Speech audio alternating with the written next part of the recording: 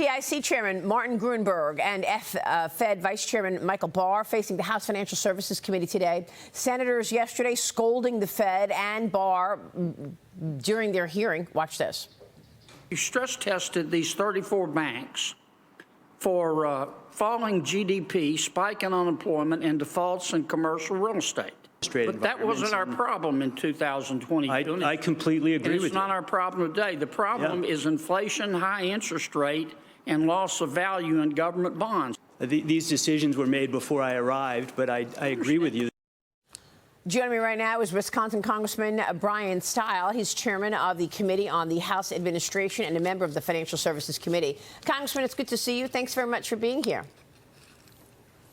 Thanks for having me on. I want to get your take on what will go down today in the Financial Services Committee hearing. But, I mean, this is a question that I've been asking every day pretty much since these hearings began, and that is, why wasn't there stress testing for a big spike in interest rates?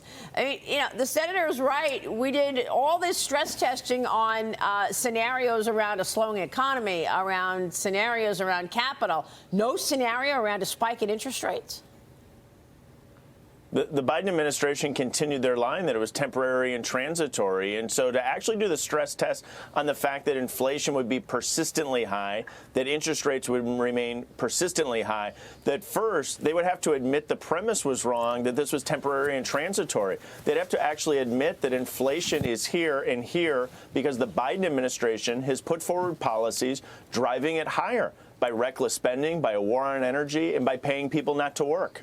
So it's all about covering then their ineptitude. I mean, look, this doesn't seem like a hard thing to think about. A spike in interest rates. We had zero rates for 15 years. Of course, they were going to move at some point. I'm surprised at regulators not having a stress test in place for that scenario.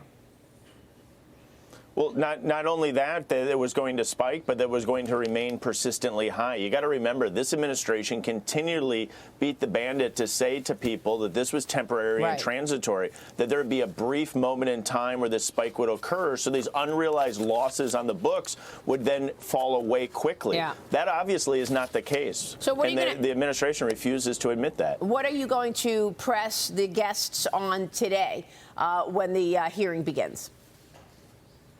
Well, I think we need to continue to dive down in the questioning as to why they chose to not stress test the banks as it relates to persistently high inflation. This should have been a pretty obvious situation for the Federal Reserve to have identified and seen. Yeah, Adam Johnson. Thanks, Maria. Congressman, I've got a question for you, and it's specifically a question I'd like you to pursue.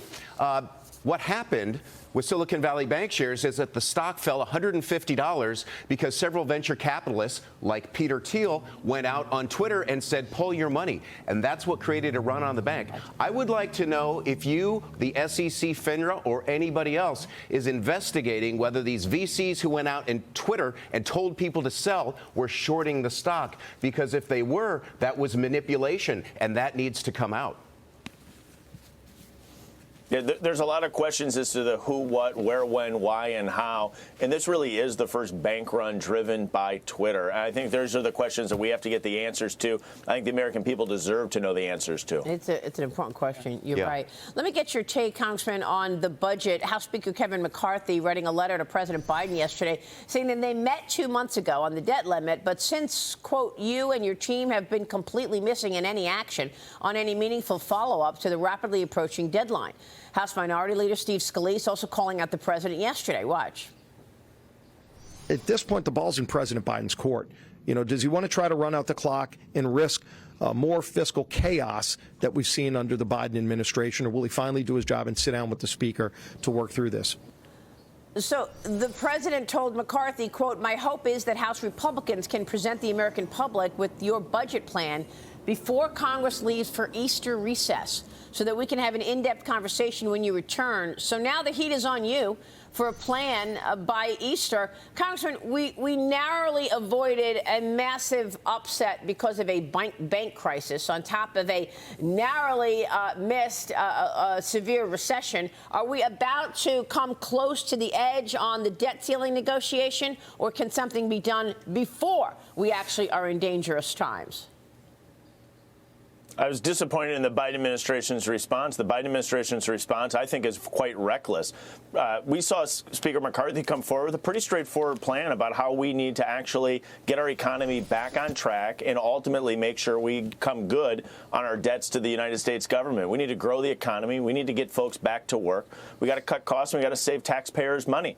What I would really like to see is the administration become the adult, come to the table, have the conversation with how we're going to get this country back on track. I thought the response from the administration was just incredibly reckless. All right, we'll leave it there and keep watching, Congressman. We'll be watching this morning's testimony in your committee. Bryan Steil, great to see you, sir. Thank you.